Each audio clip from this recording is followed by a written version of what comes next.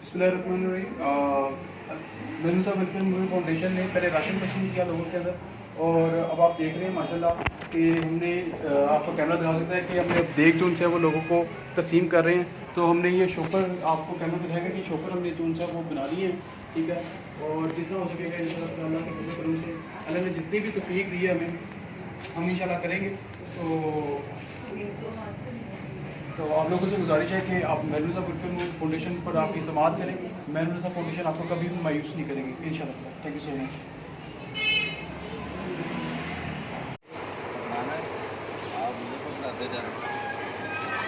चल बच्चे इधर आ छोटे। ये मास्क तो 8 लोग कुछ नहीं होता।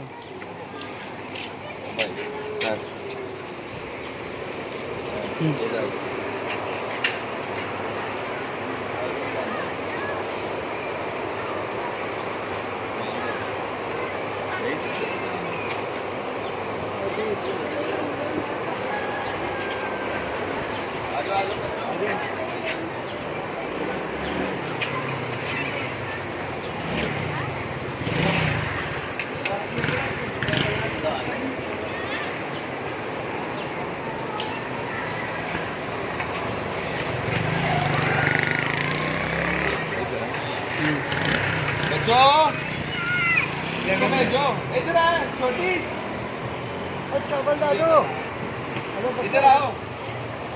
चावल डालो।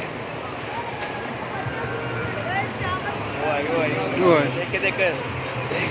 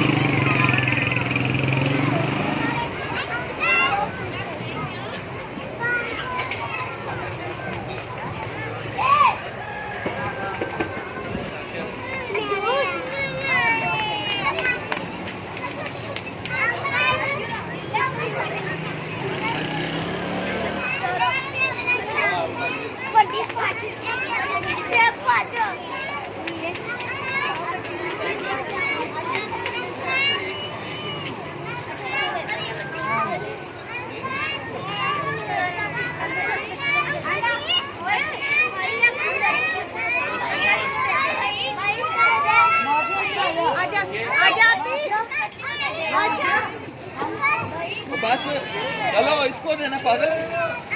चलो ओ बाबे रानू दो दे आ, ओ बाबे हम बैठे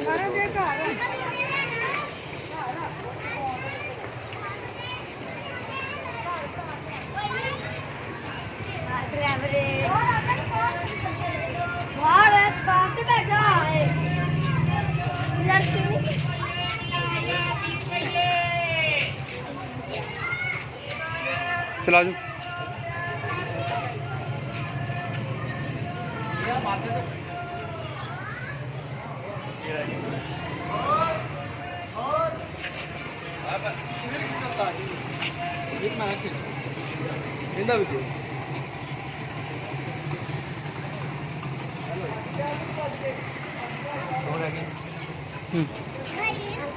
बस